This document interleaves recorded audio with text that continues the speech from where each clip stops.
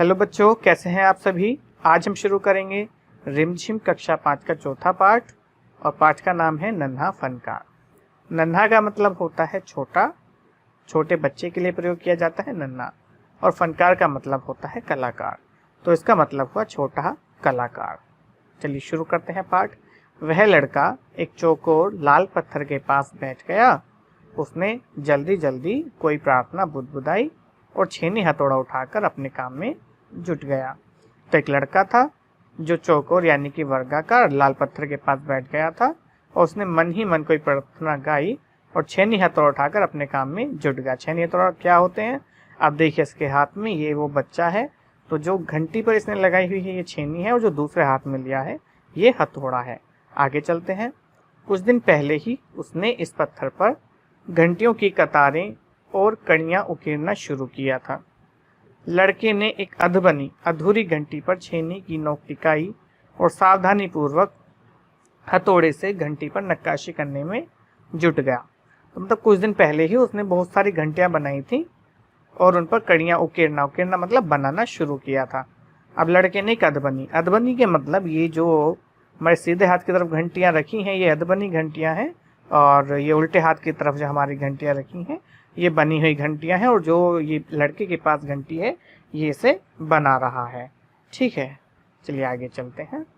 हाँ, तो हथौड़े के वार से पत्थर पर जो कटाव उभरता उससे पत्थर की करचें छितरा जाती और वह आंखें सिकोड़ लेता। साथ साथ धीमी आवाज में वह कुछ गुनगुनाने भी लगता। उसके चारों ओर दूसरे संगतराज भी अपने अपने काम में डूबे हुए थे। तो जब वो छेनी से मतलब छेनी और हथौड़े से पत्थर पर मारता था तो कुछ पत्थर जो टूटता था वो ऊपर को चलता था और उसकी आंख में जाने का डर रहता था, इसलिए वो अपनी आंखों को सिकोड़ लेता था यानी कि बंद कर लेता था। और उसके आसपास जो संगत राज थे, संगत राज का मतलब होता है यही जो पत्थर का काम करने वाले होते हैं उसको संगत राज बोलते हैं। अपने काम में डूबे हुए थे मतलब तल्लीनता से, यानी कि पूरे मन से अपना काम वो कर रहे थे। पाठ में जो कुछ बच्चों आपको मैं बताना चाहता हूँ कि पाठ में जो ये कठिन शब्द हैं इसके लिए मैंने एक अलग वीडियो बनाई हुई है, आप ऊपर आई के निशान से वो वीडियो देख सकते हैं। चलिए आगे चलते हैं।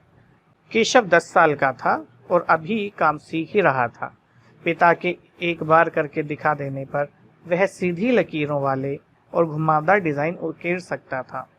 अब तक उसने नक्काशी का जो भी काम किया था उनमें से इन घंटियों को बनाना ही सबसे ज्यादा मुश्किल था।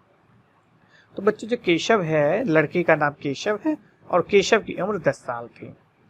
तो वो अभी काम सीख ही रहा था क्योंकि उसके पिता भी यही काम करते थे। उसके पिता ने उसे सिखा दिया था कि सीधी लकीरें डालना और घुमावदार डिजाइन ये वो बना सकता था। उकेरने का मतलब होता है लकड़ी या पत्थर पर डिजाइन बनाना, उसी को उकेरना बोलते हैं। तो वो कर सकता था और इससे सारे काम को नक्काशी भी कहा जाता है। तो अब उसने घंटियों को बनाना जो था, ये घंटी बनानी ही ज्यादा मुश्किल थी।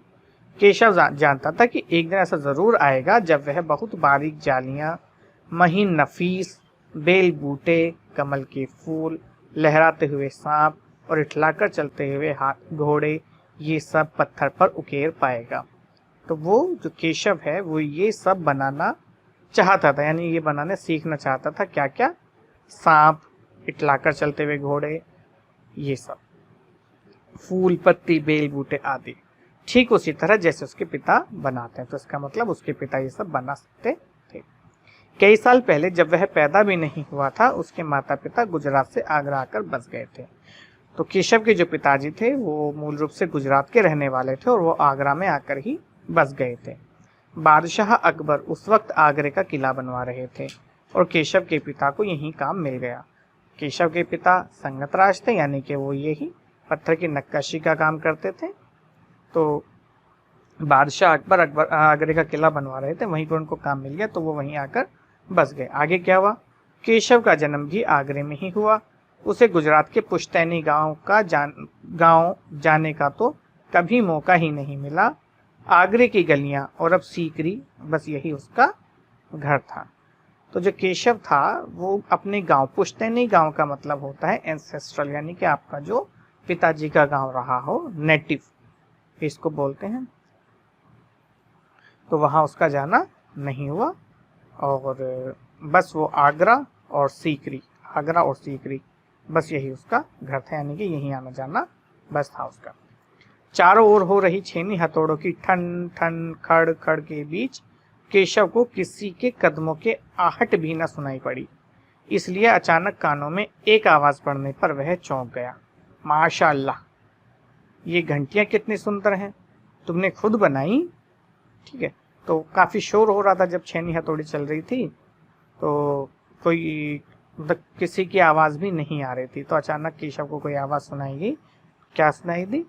माशाअल्लाह।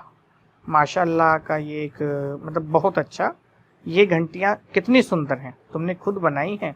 यानी कि केशव से पूछा किसी ने। वो पीछे कौन था देखते हैं। पीछे मुड़कर केशव ने आंखें उठाई तो उसे एक आदमी दिखा। तो जैसे उसने पीछे मुड़कर देखा तो एक आदमी दिखा। बेशक मैंने ही ये घंटियां बनाई हैं। क्या मैं आपको पत्थरों पर नक्काशी करता नजर नहीं आ रहा? देखते नहीं मैं ही पत्थर को तराश रहा हूं। केशव ने बड़ी तल्खी से जवाब दिया, क्योंकि केशव अपना काम कर रहा था, उसे काम में डिस्टर्ब कर दिया, तो उसने बड़े गुस्से से आंसर दिया, तो पता है दिख नहीं रहा, मैं ही बना रहा हूं इनको। दिखता तो है, पर तुम इतने छोटे लगते हो ना। वह आदमी हंसते हुए बोला, मैं 10 साल का हूँ। तो केशव ने बोला, मैं 10 साल का हूँ। वो आदमी जब केशव पर हंसा कि तुम देखने में छोटे लगते हो, तो केशव ने बोला मैं 10 साल का, क्योंकि उसको लगता है कि वो बड़ा हो गया अभी। 10? अच्छा। वह आदमी पास पड़े पत्थर पर बैठते हुए बोला, तब तो काफी बड़े हो। मैंने भी 13 साल की उम्र में एक लड़ाई में हिस्सा लिया था। उस आदमी ने उससे थोड़ा मतलब उसको थोड़ा एनकरेज किया कि चलो काफी अच्छा है, बहुत बड़े हो, फिर तो काफी बड़े हो, क्योंकि मैंने भी 13 साल की उम्र में एक लड़ाई में हिस्सा लिया था, एक लड़ाई मैंने भी लड़ी थी। अब केशव उस आदमी को अच्छी तरह देख पा रहा था। उसकी उम्र रही होगी 30 के ऊपर। कद मंझोला, मंझोला का मतलब ना ज्यादा छोटा ना बड़ा, कद मंझोला था।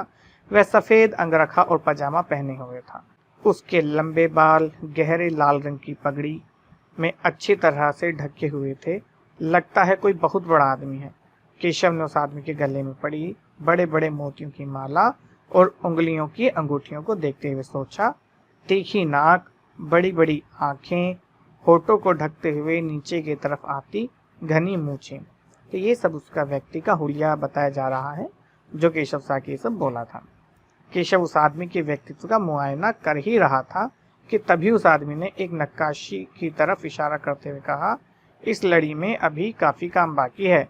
इससे पहले ही केशव को जवाब देता, उसने किसी के तेजी से दौड़कर आने की आवाज सुनी। यह और कोई नहीं, महल का पहरेदार था। तो अब उसने केशव को कहा कि अभी जो आप बना रहे हो अभी इसमें थोड़ा काम बाकी है। तो किसी के आने की आवाज उसको सुनाई दी। क्या हुआ फिर देखते हैं। हुजूर माफ करें, मुझे आपके आने का पता ही नहीं चला, हाफते हुए उसने कहा। फिर वह मुड़कर भौचक से खड़े केशव को घूरते हुए बोला, बेवकूफ, खड़ा हो। हुजूर आला के सामने बैठने की जरूरत कैसे की तूने? झुककर सलाम करीने। तो महल का पहरेदार आया था और वो जो व्यक्ति था उससे माफी मांगला कि हुजूर मुझे माफ करे, पता नहीं चला मुझे आपके आने का, क्योंकि वो दौड़ता हुआ आया था, तो इसलिए वो हाँफ रहा था। हाँफ आना मतलब थोड़ा सांस फूलना जो हो जाता है वो हाँफना होता है। और भौचक वो आश्चर्य से खड़ा था केशव, तो उसको बोला कि हुजूर आला के सामने बैठने की जरूरत कैसी की तूने, चलो इन्हें झुककर सलाम करो। अब केशव का माथा ठनका। माथा ठनका मतलब थोड़ा परेशान वाली स्थिति आ गई कि क्या हो गया मुझसे, कुछ अनिष्ट होने की आशंका, इसका मतलब होता है माथा ठनकना कि अब क्या होगा। केशव का माथा ठनका। उसे कुछ कुछ समझ आ रहा था। बदहवासी में छेनी हाथ से छूटकर नीचे गिरी और वह जल्दी से उठकर खड़ा हो गया। अब केशव बिल्कुल घबरा गया, इतना घबरा गया कि छेनी भी उसके हाथ से छूटकर नीचे गिर गई। अरे कहीं ये बादशाह अकबर तो नहीं, यह ख्याल आते ही उसने झुककर सलाम किया और खरगोश की सी कातर नजरों से अकबर को देखने लगा। अब उसने बादशाह अकबर को सलाम कर लिया और वो झुककर अकबर को देखने लगा। तो जो व्यक्ति आया था ये बादशाह अकबर थे। आगे क्या हुआ, अकबर को पहरेदार की दखल अंदाजी भली ना लगी। तो बादशाह अकबर को बिल्कुल अच्छा नहीं लगा कि कि पहरेदार ने उन्हें ऐसे आके टोका, क्योंकि वो केशव से बात कर रहे थे। उन्होंने खींचकर मतलब गुस्से से पहरेदार को वहां से जाने का इशारा किया और कहा, ठीक है सिपाही, कुछ देर के लिए हमें अकेला छोड़ दो। ऐसा उन्होंने अपने पहरेदार से कहा। पहरेदार तो चला गया, मगर केशव असमंजस में था कि उसे क्या करना चाहिए, वापस अपना नक्काशी का काम शुरू करे या बादशाह के हुक्म का इंतजार में खड़ा रहे। दिल तो उसका अभी भी धक धक कर रहा था।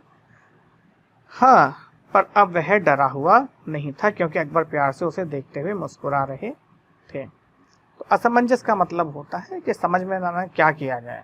तो केशव ऐसी स्थिति में पड़ गया था कि उसे समझ नहीं आया कि अब क्या करना चाहिए। वो बादशाह अकबर के इंतजार में खड़ा रहा। बादशाह अकबर उसे मुस्कुरा कर अब देख रहे थे। तो क्या वो आगे देखते हैं बेटा। तुम्हारा नाम क्या है? अकबर ने नरम आवाज में पूछा। केशव, उसने नापतोला सा जवाब दिया। मतलब ज्यादा कुछ नहीं बोला, सिर्फ केशव। आगे, केशव, क्या तुम मुझे नक्काशी करना सिखाओगे? ये बादशाह अकबर ने कहा। उलझन में पड़े केशव ने तुरंत सिर हिला दिया। तब उलझन का मतलब समझ नहीं आने क्या करना है सीन। तो केशव ने तुरंत सर हिला दिया। हाँ।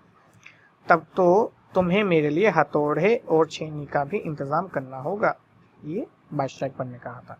केशव फुर्ती से अपने पिता के पास भाग गया और उनका छेनी हथौड़ा उठाकर पलटे पांव लौट आया। तो फटाफट भागा हुआ अपने पिताजी के पास गया केशव और वहां से छेनी हथौड़ा लेकर आ गया। आगे क्या हुआ? दोस्ताना अंदाज में अकबर केशव के पास जमीन पर बैठ गए और पास में पड़े पत्थर को खींचते हुए बोले, ठीक है, अब बताओ कि मुझे क्या करना है। केशव ने संदेह भरी नजरों से अकबर की ओर देखा। हुजूर, क्या आप यह सब करेंगे? केशव को बिल्कुल भी यकीन नहीं हो रहा था कि बादशाह अकबर ऐसा कर सकते हैं। तो उसने पूछा कि हुजूर, क्या आप ऐसा करेंगे? और वो बादशाह अकबर वहां बैठ गए। फिर आगे क्या हुआ? क्यों नहीं, मुझे तो विश्वास है कि मैं सीख ही लूंगा। ये ऐसा बादशाह अकबर ने कहा था कि मैं सीख लूंगा। नहीं, मेरा मतलब ये नहीं था। केशव सक पका गया। दरअसल मैं कहना चाहता हूं कि आप इतने बड़े बादशाह हैं, ये ठीक नहीं लगता। उसने कुछ अनमने भाव से कहा। ठीक, तो केशव ने कहा कि मतलब सिंपल सा उसका कहने का मतलब था कि आपको शोभा नहीं देता, आप बादशाह हैं यहाँ के, ये सब।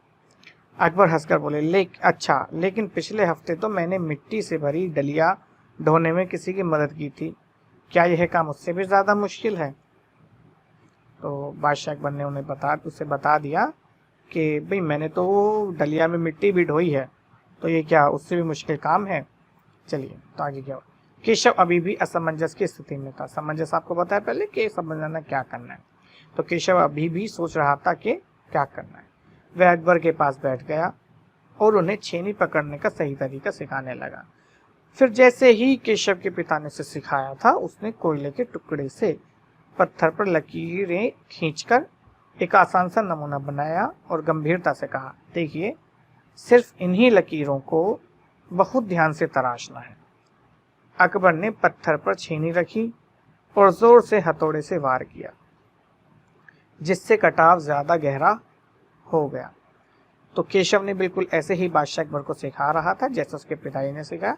पहले छेनी पकड़ना, फिर पत्थर पर कोयले से डिजाइन बनाना, और फिर इनको कैसे छेनी मारनी है।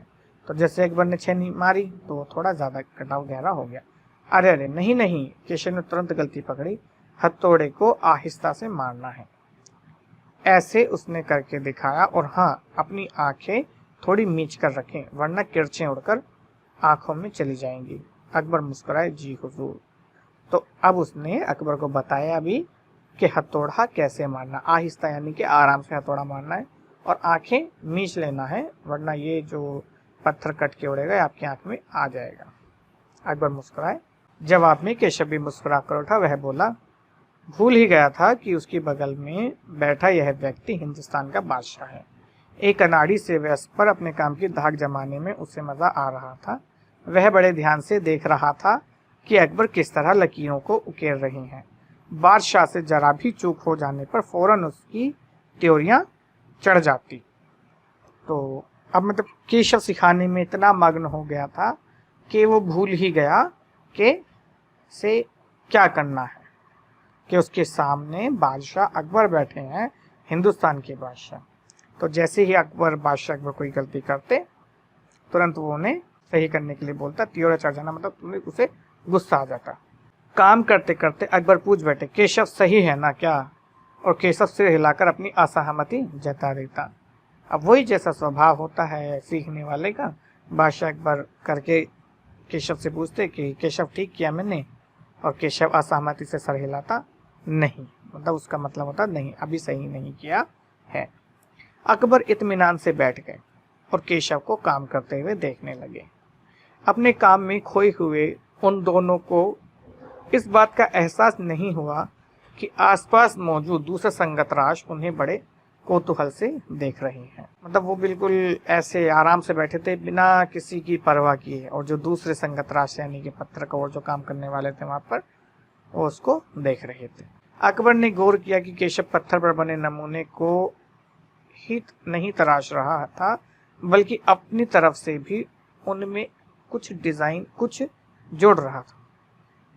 अकबर ने गौर किया कि केशव पत्थर पर बने नमूने ही नहीं तराश रहा था, बल्कि अपनी तरफ से भी उसमें कुछ जोड़ रहा था, जिससे वे डिजाइन ज्यादा खूबसूरत लग रहे थे। यही बात अकबर ने नोटिस की थी कि वो अपनी तरफ से भी उसमें थोड़ा डिजाइन बना रहा है। लड़के के काम करने के अंदाज को देखकर अकबर ने धीमे से कहा, केशव देखना, एक दिन तुम बड़े फनकार बनोगे। हो सकता है कि एक दिन तुम मेरे कारखाने में काम करो। ऐसा बादशाह अकबर ने उसकी तारीफ करते हुए कहा। कारखाना? कैसा कारखाना? तो बेटा कारखाने का मतलब होता है फैक्ट्री। तो केशव ने पूछा, कारखाना? कैसा कारखाना? अकबर ने कहा, बस एक बार ये महल तैयार हो जाए और लोग आगरा से यहाँ आकर रहने लगे, तब मैं कारखाने बनवाऊंगा। इन कारखानों में मेरी सल्तनत के सबसे बढ़िया फनकार, फनकार का मतलब होता है कलाकार, और शिल्पकार का मतलब होता है आर्टिफिशियल, जैसे हमने शब्दार्थ में अपने पहले बताया है। शिल्पकार काम करेंगे, चित्र बनाने वाले कलाकार, गलीचों के बुनकर, संगतराश, पत्थर और लकड़ी पर नक्काशी करने वाले शिल्पकार, सभी वहाँ काम करेंगे। तो ये इतने लोग काम करें। कौन कौन वहाँ कारखाने में? राजा मतलब जो बादशाह अकबर की जो योजना थी, कारखाने बनाकर कौन कौन उसमें काम करता? सबसे बढ़िया फनकार, शिल्पकार, चित्र बनाने वाले कलाकार, गलीचों के बुनकर, संगतराश, पत्थर और लकड़ी पर नक्काशी करने वाले शिल्पकार, सभी वहाँ काम करेंगे। केशव का चेहरा चमक उठा। वह मुस्कुराते हुए बोला, मैं वहाँ जरूर काम करना चाहूंगा। केशव वहाँ पर काम करना चाहता था, उसने हाँ कह दिया।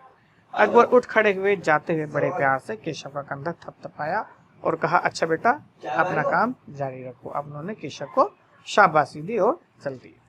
हुजूर, क्या आप दोबारा आएंगे? केशव ने बड़ी उत्सुकता से पूछा। मैं जरूर आऊंगा केशव। तो बादशाह अकबर ने कहा कि हाँ, मैं दोबारा फिर जरूर आऊंगा, जब केशव ने उनसे पूछा था। फिर तो पूरे दिन संगतराशों के बीच केशव की धूम मची रही। वह बार बार बादशाह से हुई अपनी मुलाकात सबको सुनाता। रात हो चली थी, केशव बहुत थका हुआ था, पर आंखों में नींद कहाँ। वह धीरे से अपने पिता के बिस्तर में घुस गया। पिता ने मुस्कुराकर कहा, तुम तो अभी से इतने प्रसिद्ध हो गए। तो उसको नींद नहीं आ रही थी और वो सबको बता रहा था, और फिर आकर पिताजी के पास वो बिस्तर में लेट गया, और उसके पिताजी ने मुस्कुराकर उससे कहा कि तुम तो अभी से इतने प्रसिद्ध हो गए। बादशाह सलामत ने कहा कि एक दिन मैं बहुत बड़ा कलाकार बनूंगा। अपने सिर को पिता की बाहों के सहारे टिकाकर केशव धीरे से बोला, हमारे बादशाह बहुत नेक इंसान है। नेक इंसान का मतलब होता है अच्छे इंसान। बिल्कुल सही, पिता ने कहा कुछ सोचकर। केशव ने पूछा, बाबा एक बात बताओ, बादशाह के पास आगरा में एक से बढ़कर एक खूबसूरत महल है, फिर वे सीकरी में यह शहर क्यों बनवा रहे हैं? अब केशव ने अपने पिताजी से पूछा था कि जब आगरा में महल है तो वो यहाँ सीकरी में क्यों बनवाना चाह रहे हैं? तो पिता ने कुछ याद करते हुए बताना शुरू किया, हाँ बेटा, बादशाह का आगरा बहुत सुंदर शहर है, पर सीकरी में नया शहर बनवाने का भी एक खास कारण है। मैंने सुना है कि जब बादशाह अकबर की कोई संतान नहीं थी, इस वजह से वे हर वक्त परेशान रहते थे। वे बहुत से साधु संतों और फकीरों के पास गए। भटकते भटकते बादशाह ख्वाजा सलीम चिश्ती के पास सीकरी आए। उन्होंने ही बादशाह को बताया कि उनके एक नहीं 3 संतानें होंगी, शहजादा सलीम, मुराद और दनियाल। केशव ने चहकते हुए कहा। तब यहाँ केशव के पिताजी ने उसे बताया कि वो सीकरी में महल क्यों बनवा रहे हैं, क्योंकि बादशाह अकबर के जब कोई संतान नहीं थी और वो परेशान थे, तो अचानक मतलब ऐसे घूमते हुए वो भटकते हुए कई जगह, कभी इसके पास जाना कभी उसके पास जाना, तो वो सलीम चिश्ती के, ख्वाजा सलीम चिश्ती के पास गए। तब उन्होंने से बताया कि बादशाह अकबर के 3 संतानें होंगी और उनके नाम क्या क्या थे, शहजादा सलीम, मुराद और दनिया। बिल्कुल सही। तब बादशाह ने ख्वाजा सलीम चिश्ती के सम्मान में सीकरी में नगर बसाने का फैसला किया था। केशव ने कहा, अच्छा अब समझा, इसलिए बादशाह अकबर ने अपने बेटे का नाम सलीम रखा है। हाँ, और इसी कारण हम यहाँ एक नए शहर के लिए पत्थरों को तराश रहे हैं। केशव उन्नीदी आवाज में बोला। पिताजी ने देखा कि उनका लाडला बेटा सो गया है। तो बेटा बादशाह अकबर ने ख्वाजा सलीम चिश्ती के सम्मान में फतेहपुर सीकरी को बसाया था।